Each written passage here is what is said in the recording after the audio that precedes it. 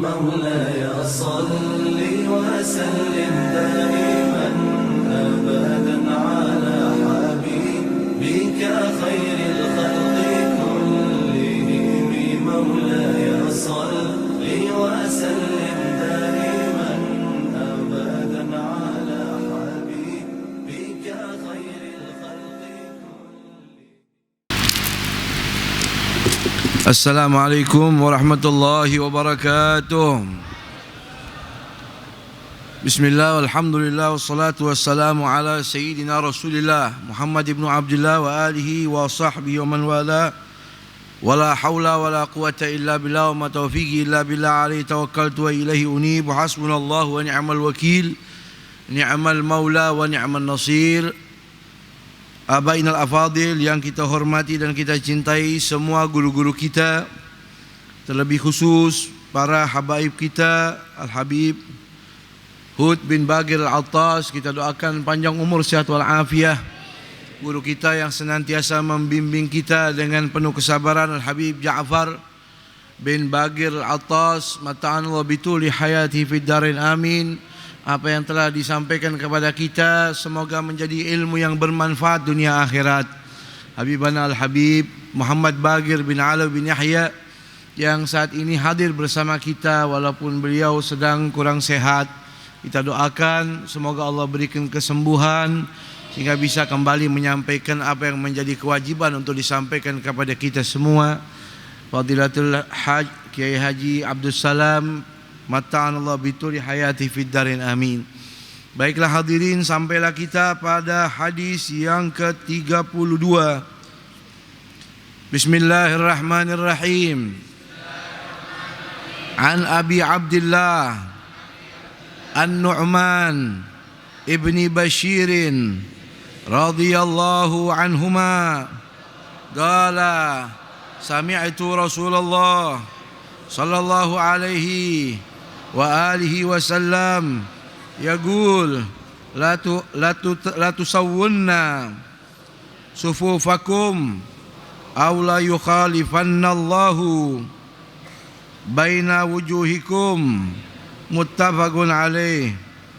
Artinya dari Abu Abdullah An-Nu'man bin Bashir radhiyallahu anhu berkata, aku telah mendengar Rasulullah SAW bersabda, hendaklah kalian meluruskan dan merapatkan saf kalian, atau Allah akan memalingkan di antara wajah-wajah kalian, muttafaqun alaih.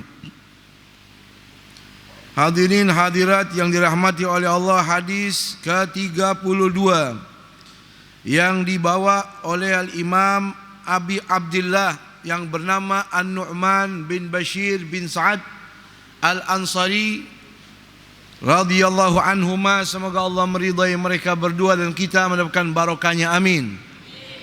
An-Nu'man bin Bashir yang membawa hadis ini, beliau seorang sahabat Rasul. Ayah beliau Bashir bin Sa'ad juga sahabat baginda Nabi kita Muhammad sallallahu alaihi wasallam yang berjuang bersama Rasul. Seorang ayah yang bernama Bashir bin Sa'ad gugur ketika berada di perang Al-Yamamah yang dipimpin Al-Khalid bin Al-Walid. Lalu dilanjutkan medan dakwah putranya yang bernama An-Nu'man bin Bashir yang membawa hadis pada malam ini, yang sedikit banyaknya kita akan bahas Imam Nu'man bin Bashir, sahabat Rasul yang dikenal sebagai bayi pertama daripada kaum Ansar. Ketika Nabi sampai di kota Madinah, saat itu setelah berada kurang lebih 14 bulan di Madinah, lahirlah bayi pertama daripada kaum Ansar yang bernama An-Nu'man bin Bashir yang bawa hadis malam ini.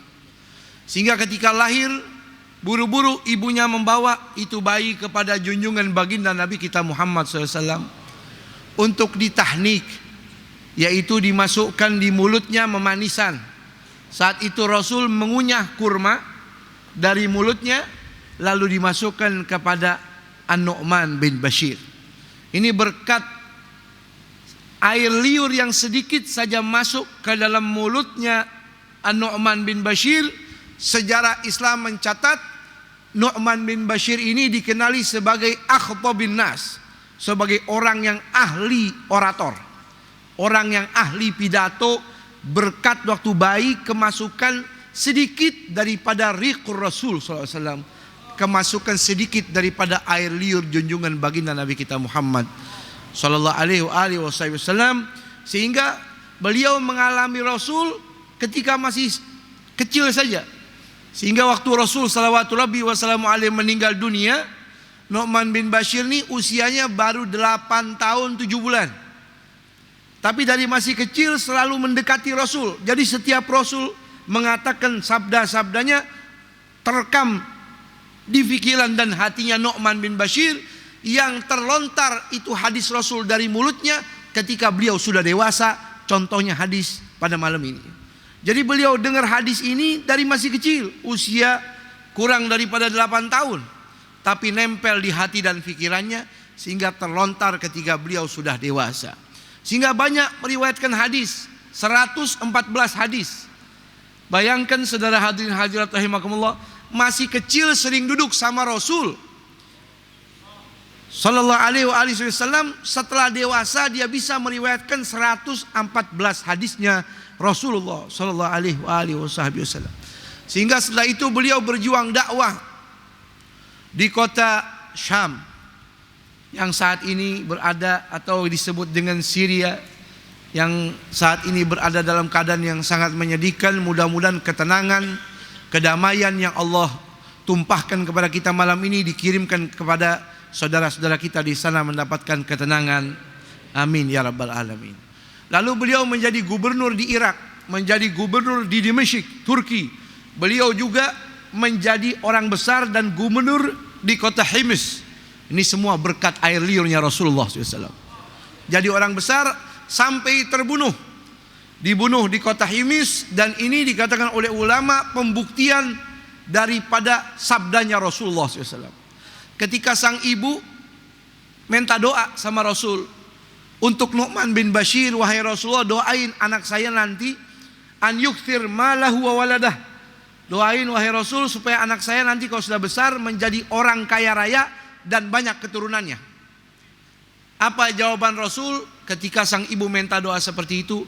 Ala turdina ya umma, wahai ibu, apakah kamu tidak lebih suka an ya'isha hamida, kalaulah nanti anakmu jadi orang terhormat, wa yuqtala syahida, dan gugur sebagai seorang syahid, wa yadkhulal jannah, dan akan masuk surga.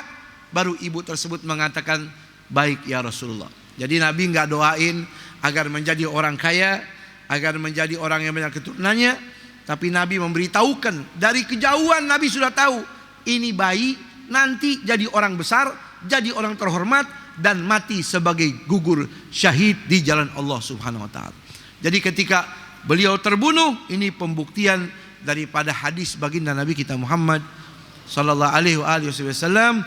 Diriwayatkan beliau umurnya sampai 64 tahun. Baiklah, itulah sedikit ringkasan daripada An-Nu'man bin Bashir.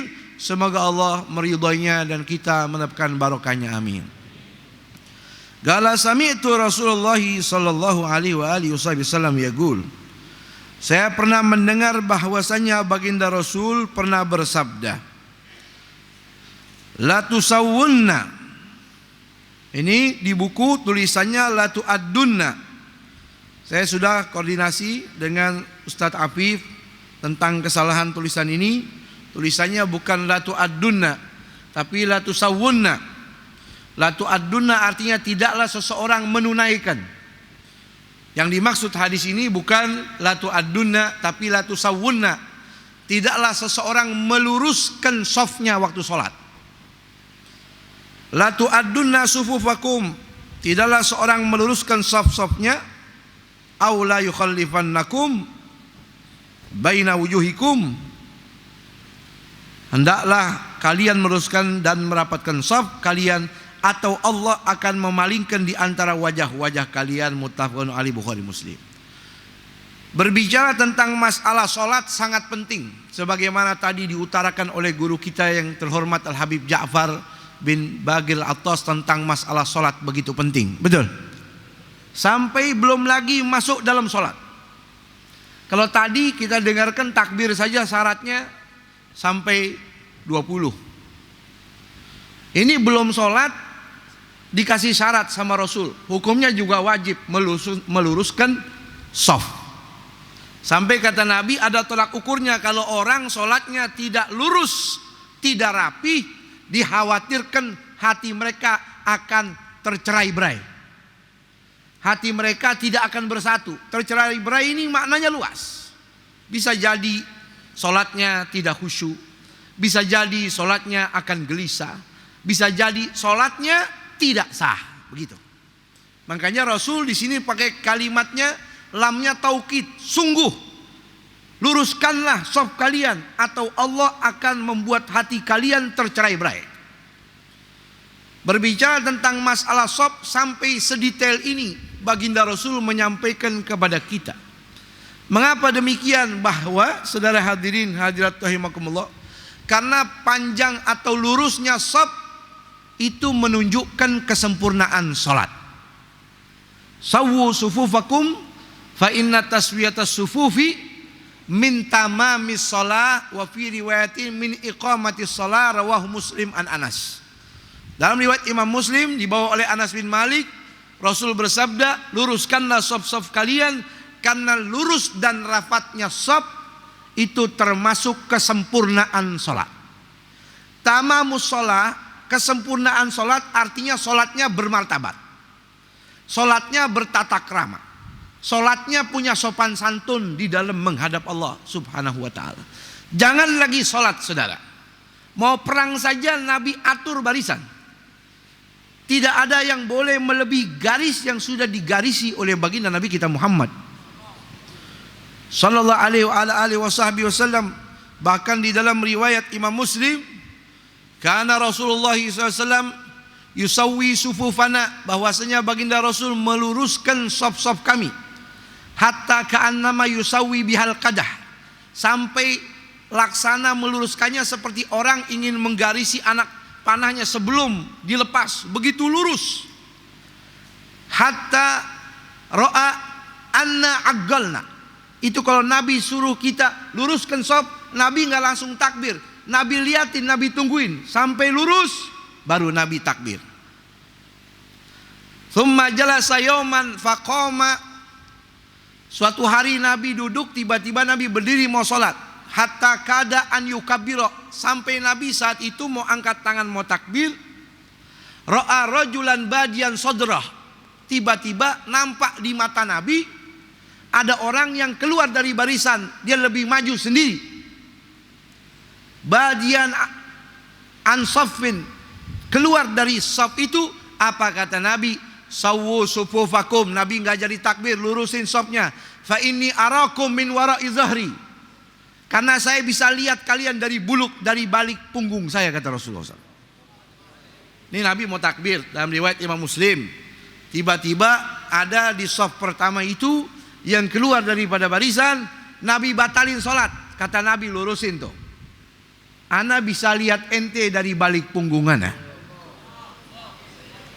Ya, Nabi suruh orang lurusin shaf, dan Nabi kasih tahu kepada kita umatnya bahwa beliau bisa melihat orang dari balik punggungnya. Sallu ala Rasulillah. Nah, ini ikhtisas, ini keistimewaan untuk baginda Rasul.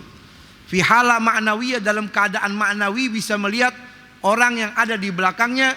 Kata Imam Ibnu Hajar, lebih luas di dalam sholat, di luar sholat, dimanapun Nabi bisa melihat orang dari balik punggungnya. Khusus untuk baginda Nabi kita Muhammad sallallahu alaihi wasallam. Jadi hadis ini berbicara tentang masalah lurus dan rapihnya shaf. Di dalam suatu riwayat yang dibawa oleh Imam Abi Hurairah radhiyallahu anhu sallallahu kana sallallahu yusawwi sufufana wa yuqbilu 'alan nas. Nabi lurusin shaf barisan salat sambil menghadap mereka. Wa qala, sambil berkata, aqimu sufufakum fa inni arakum min wara'i zahri. Di dalam riwayat tersebut atau malam ini kita mempelajari suatu detail kerapian sopan santun di dalam sholat. Betul. Kenapa kok kita disuruh lurus sama Rasul? Sholat lurus, rapi, untuk apa? Bukankah kita sholat tadi mendengar dari guru kita takbirnya untuk mengagungkan Allah, betul? Tapi kenapa kok Nabi paksa kita harus rapi di dalam sholat? Karena Nabi itu tidak mau ibadah kita terkalahkan oleh malaikat Allah subhanahu wa ta'ala. Itu malaikat Allah, saudara, kalau sholat betul-betul rapi, kalau mereka ibadah betul-betul rapi, tidak keluar sedikit pun dari garis yang sudah diatur oleh Allah subhanahu wa ta'ala. Bahkan di dalam riwayat yang dibawa oleh Jabir bin Samurah radhiyallahu ta'ala anhu arda, beliau pernah berkata, qala kharaja alaina Rasulullah sallallahu alaihi wasallam faqala ala tasuffuna as-saffa kama tasufful malaikatu inda rabbiha. Dalam riwayat yang dibawa oleh Jabir bin Samurah, Nabi pernah keluar memberitahukan kepada kita sambil berkata, wahai kaum muslimin, apakah kalian tidak bisa berbaris rapi seperti ibadahnya para malaikat? Sahabat bertanya, ya Rasulullah, wa kaifa tasiful malaikatu inda rabbiha? Emang malaikat itu ibadahnya kalau ngadap Allah bagaimana sih? Apa kata Rasul? Yutimmuna sufufal uwal wa yatarasawna fis saffi, rawahu Muslim. Ibadahnya malaikat itu mereka mencari saf yang paling pertama. Kalau ada sholat berjamaah itu malaikat berebut untuk cari saf-saf yang paling pertama. Kalau sahabat bukan hanya saf pertama, tapi yang dicari saf pertama bagian kanan, karena Nabi setelah assalamualaikum nengok berbalik badan menghadap ke kanan, sehingga sahabat berebut ingin memandang wajahnya Rasulullah. Demikian juga Rasul ketika selesai sholat memandang wajah orang-orang yang di sebelah kanan, sehingga pernah suatu saat keadaan tersebut berjalan, sholat mereka para sahabat tidak balance. Yang kanan pada berebut, yang kiri kosong. Akhirnya Nabi kasih fadilah lagi agar diisi yang bagian kiri sehingga sama rata, sehingga menjadi saf-saf yang lurus sebagaimana ibadahnya para malaikat Allah subhanahu wa ta'ala. Di dalam riwayat Imam Muslim dibawa oleh Imam Ibn Mas'ud radhiyallahu ta'ala warda, qala kana Nabi sallallahu alaihi wasallam yamsahu manakibana fis shalah. Nabi itu, kata Imam Ibn Mas'ud berkata, kalau mau sholat beliau pegang pundak-pundak kita. Kalau mau sholat beliau ini jadi imam, sebelum jadi imam bukan hanya memberikan tauhid, hadap kiblat, luruskan barisan, tapi tidak sampai situ, dipegang pundak-pundak kita sambil berkata, russu sufufakum, luruskan barisan kalian, wa taqarabu bainaha, antara shaf pertama, shaf kedua, ketiga dan selanjutnya saling berdekatan. Kata ulama ahli fikih, salah satu adru' wa nisib, kurang lebih 3 dhira' lebih. Kalau kita seukuran kita sebagaimana sujud itu seperti itu ukuran standarnya seperti itu. Kalau lebih agak jauh sedikit tanpa uzur, maka hukumnya makruh, menghilangkan keutamaan sholat berjamaah kita di masjid itu. Makanya tidak boleh terlalu jauh. Wa tahadu bil a'nak, kata Nabi, dempetin di bagian a'nak. A'nak artinya leher, kata ulama ai bainal manakib, maksudnya rapat dempet di bagian pundak. Hadis yang sebelum ini saya sebut tadi, Nabi pegang pundaknya Ibn Mas'ud untuk meluruskan, betul. Hadis yang kedua ini dikatakan Nabi bilang dan menyuruh rapatkan di bagian pundak. Berarti yang disuruh sama Rasul merapatkan adalah pundak. Apa nih namanya? Ya, pergelangan pundak kita nih ke tangan, ya. Bukan kaki, ya. Bukan kaki. Dalam riwayat yang sahih, hadisun sahih, rawahu Imam Abu Dawud, dibawa oleh Anas bin Malik radhiyallahu ta'ala anhu wardah, Nabi pernah bersabda, rusu sufufakum wa gharibu bainaha wa hadhu bil anak wa walladhi nafsi biyadihi. Aku bersumpah demi Allah Subhanahu wa taala, inni la ara asyaitana yadkhul min khalalis sufuf ka'annahal hadak. Karena apa kata Nabi, suruh rapatkan itu pundak-pundak, karena demi Allah kata Nabi, saya lihat dengan mata saya setan itu pada masuk di sela-selanya. Ka'annahal hadak, seperti anak kambing yang kecil masuk ke lubang. Saudara, yang disuruh sama Nabi adalah pundak, bukan kaki, ya. Makanya saya pribadi kalau sholat berjamaah kaki saya disenggol-senggol, saya batalin, saya pindah aja. Ya, senggol lagi, geser lagi, senggol lagi, geser lagi, batalin aja dah. Kayak tadi tuh Habib Ja'far bilang kalau imamnya modelnya takbirnya nggak jelas, bubarin aja dah. Oh saya begitu, nih kita udah takbir pengen khusyuk, udah enak, tempel. Kita tarik dikit, tempel lagi. Ya, tarik lagi, tempel lagi. Kita nengok aja sudah nengok. Ente mau ngapain sih?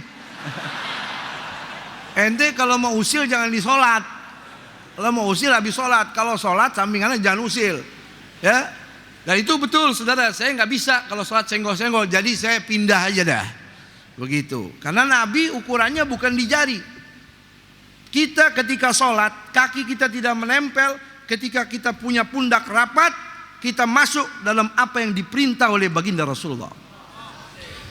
Karena kata Nabi, saya lihat setan itu masuk. Kata ulama, pandangan Nabi melihat setan ini ada hakikah, ada ilmiah. Hakikah memang betul Nabi bisa melihat setan. Nabi bisa tahu mana setan masuk menyelinap kemana-mana. Kata ulama secara ilmiah itu kinayah.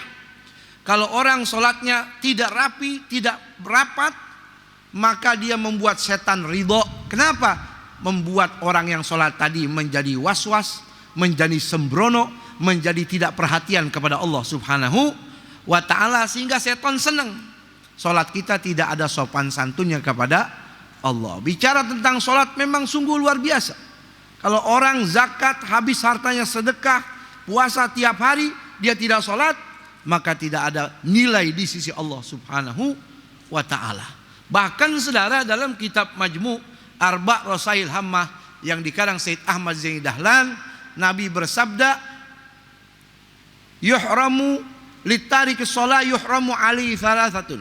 Bagi orang yang tidak sholat haram baginya 3 perkara. Dia nggak sholat haram 3 perkara. Yuhramu alaihi haudhi. 1, telaga sorgaku haram diminum oleh dia. Yang kedua, yuhramu syafaati, haram baginya mendapatkan syafaatku. Tiap malam maulid, tiap malam sholawat, tiap waktu selalu rindu sama Nabi. Tidak sholat, kata Nabi, haram dapat syafaat. Walaisu min ummati, kata Nabi, dia bukan umat saya. Sehingga saudara, melalui hadis ini mari perhatikan sholat kita. Sholat juga tidak cukup kalau kita kerjakan dengan sembrono, betul. Tapi perlu dengan adab, perlu dengan rapi. Perhatikan apa yang kita pakai di dalam menghadap Allah. Menghadap orang manusia kita rapi. Mengapa kita menghadap Allah tidak sempurna dan tidak rapi? Dan usahakan sholat kita kerjakan di dalam berjamaah, sehingga sholat itu menjadi sholat yang sempurna. Amin Allahumma amin. Qulu jami'an ya Allahu ya ya Allahu ya Allah ya Allahu ya Allah, yang maha mendengar, maha pengasih, maha penyayang. Ya Allah, berikan kepada kami hidayah, jadikan kami orang yang istiqamah. Ya Allah, setiap malam Selasa kami duduk di majlis mulia ini, kami duduk di majlis Rasulullah karena kami cinta kepadamu ya Allah, karena kami cinta kepada kekasihmu Muhammad ya Allah, karena kami cinta kepada para wali-walimu ya Rabb, karena kami cinta kepada guru-guru kami ya Rabb. Walaupun kami sadar kami orang yang banyak kekurangan, kami sadar kami orang yang banyak dosa, Kami sadar kami bukan orang mulia. Kami menyadari kami bukan orang suci. Ya Allah, tapi di tempat inilah kami memanggil-manggil nama-Mu ya Rabb. Di tempat inilah kami menangis memanggil nama-Mu ya Allah. Yang begitu sulit bagi kami meneteskan air mata di rumah kami. Ya Rabb, sudikah Engkau mengabulkan doa kami? Sudikah Engkau ya Rabb menjawab panggilan kami? Bersihkan kami dari dosa dan nista. Bersihkan kami dari segala kotoran-kotoran yang menyebabkan kami tidak bisa khusyuk di dalam ibadah, tidak bisa merasakan lezatnya salat. Ya Allah, ya Allah, letakkan dalam hati kami dan mereka semua yang mendengar suara ini, yang memanggil-manggil nama-Mu ya Allah, keagungan-Mu di dalam hati kami masing-masing, sehingga kami selalu takut di dalam berbuat dosa, sehingga kami selalu semangat di dalam melaksanakan ibadah karena cinta kepada-Mu ya Allah. Tidakkah ada yang lebih mulia di dalam tubuh orang yang beriman melebihi cinta kepada-Mu dan kepada kekasih-Mu Muhammad ya Allah? Maka taburkanlah cinta tersebut di dalam hati-hati kami dan mereka semua. Ya Allah, begitu sayangnya Engkau pilih kami duduk mendengarkan ayat-ayat-Mu. Begitu sayangnya Engkau ya Rabb kepada kami dan mereka yang hadir malam ini untuk mendengarkan hadis-hadis kekasih-Mu. Ya Allah, ya Allah, jadikan kasih sayang tersebut kami bawa sampai kami meninggal dunia ya Rabb. Ya Allah, di bulan yang suci ini, di bulan yang sangat mulia ini, di bulan Maulid ini, ya Allah, muliakan mata-mata kami dalam tidur kami bermimpi melihat wajahnya Rasulullah. Ya Allah, hanya kepada-Mu kami berkeluh kesah. Engkau yang paling tahu kesulitan hidup kami dan mereka semua. Engkau yang paling tahu kegelisahan, keresahan, kesedihan, kebingungan yang selalu muncul setiap detik dan hari dan waktu kepada kami dan mereka. Ya Allah, ya Allah, lembutkan hati kami. Sentuhlah sanubari kami dengan kasih sayang-Mu. Pilihlah kami menjadi hamba-hamba-Mu yang taat. Pilihlah dan takdirkanlah kami menjadi hamba-Mu yang istiqamah. Pilih dan takdirkan kami ya Rabb meninggal dalam keadaan husnul khatimah. Jadikan setiap ilmu yang kami dengar menjadi ilmu yang berguna dan bermanfaat. Terangi hati kami ya Allah dengan cahaya ilmu itu. Ya Allah, lindungi kami dengan cahaya-Mu. Ya Allah, ya Rabb, ya Allah, ya Rahman, ya Rahim, ya Allah, ya Allah,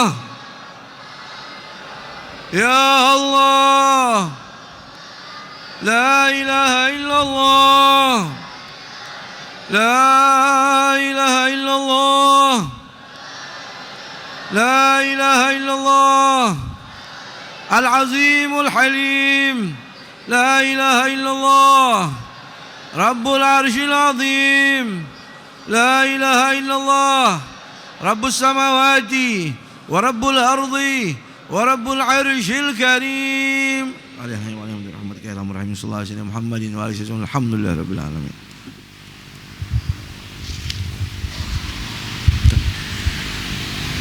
Hadirin rahimakumullah, insyaallah Majlis Rasulullah sebagaimana tiap tahun mengadakan daripada tabligh akbar malam tahun baru, insyaallah tahun ini kita tetap di Masjid Istiqlal sebagaimana maulid kita kemarin. Kita ramaikan lagi, sudah membuat hati guru-guru kita gembira. Dengan maulid kemarin hampir penuh Istiqlal, bahkan luber keluar. Tapi mudah-mudahan malam tahun baru ini bertambah besar lagi dan gemuruhnya didengar oleh malaikat-malaikat Allah Subhanahu wa taala, tahan bala yang turun yang bertubi-tubi untuk umat Islam, terutama malam tahun baru. Banyak kita diingatkan dengan guru mulia kita dulu Habib Mundir bagaimana tahun baru selalu kemaksiatan bertambah. Tapi mudah-mudahan dengan kita kumpul di dalam masjid Allah dalam memeriahkan malam tahun baru, Allah berikan cahaya yang besar untuk negeri kita, terutama kota kita Jakarta. Amin ya rabbal alamin. Kita dengarkan doa dari Habibana Hud.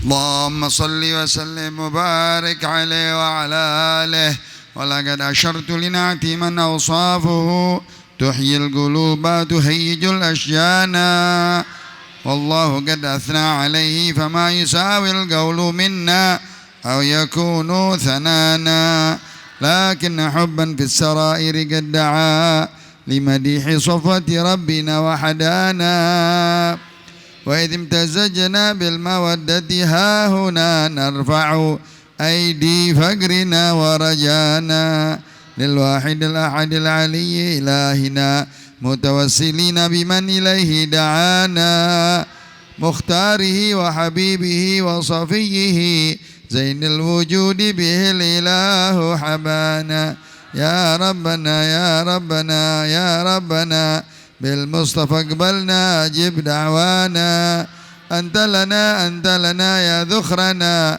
في هذه الدنيا وفي أخرانا أصلح لنا الأحوال واغفر ذنبنا ولا تؤاخذ ربي إن أخطأنا واسلك بنا بنهج طه المصطفى ثبت على قدم الحبيب خطانا أرنا بفضل منك طلعة أحمد في بهجة عين الرضا ترعانا واربط به في كل حال حبلنا وحبال من ودى ومن والانا والمحسنين ومن أجاب نداءنا وذوي الحقوق وطالبا أوصانا الحاضرين وساعيا في جمعنا ها نحن بين يديك أنت ترانا ولقد رجوناك فحقق سولنا واسمع بفضلك يا سميع دعانا انصر بنا سنة طه في بقاع الأرض واجمع كل من عادانا وانظر إلينا واسقنا كأس الهنا واشفي وعافي عاجلا مرضانا واقضي لنا الحاجات واحسن ختمنا عند الممات وأصلحا عقبانا يا ربي واجمعنا وأحبابا لنا في دارك الفردوس يا رجوانا يا ربي واجمعنا وأحبابا لنا في دارك الفردوس يا رجوانا يا ربي واجمعنا وأحبابا لنا في دارك الفردوس يا رجوانا بالمصطفى صل عليه وآله ما حركت ريح الصبا أغصانا سبحان ربك رب العزة عما يصفون وسلام على المرسلين والحمد لله قال رسول الله صلى الله عليه وسلم أفضل ما قلت أنا والنبيون من قبلي لا إله إلا الله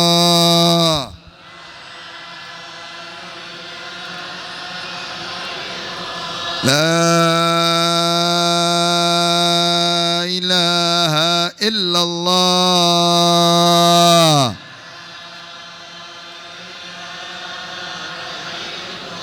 لا إله إلا الله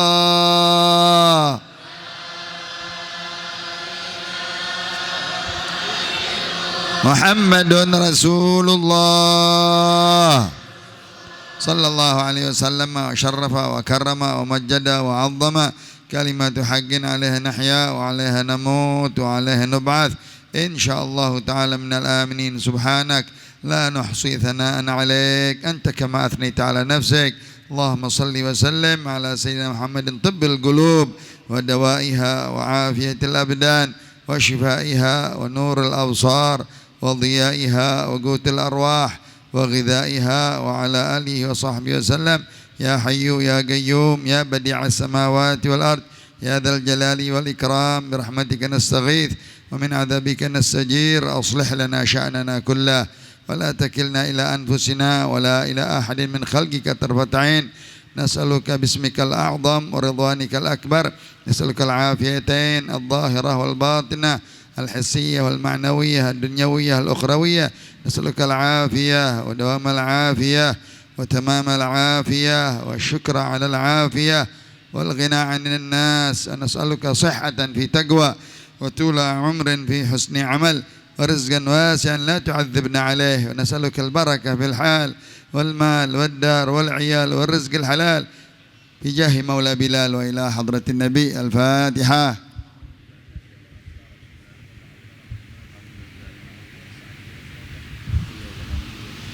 يا ربنا اعترفنا بأننا اقترفنا وأننا أسرفنا على لظى أشرفنا، فتب علينا توبة تغسل لكل حوبة، واستر لنا العورات آمن الروعات، واغفر لوالدينا ربي ومولودينا والأهل والإخوان وسائر الخلان وكل ذي محبة أو جيرة أو صحبة والمسلمين أجمع.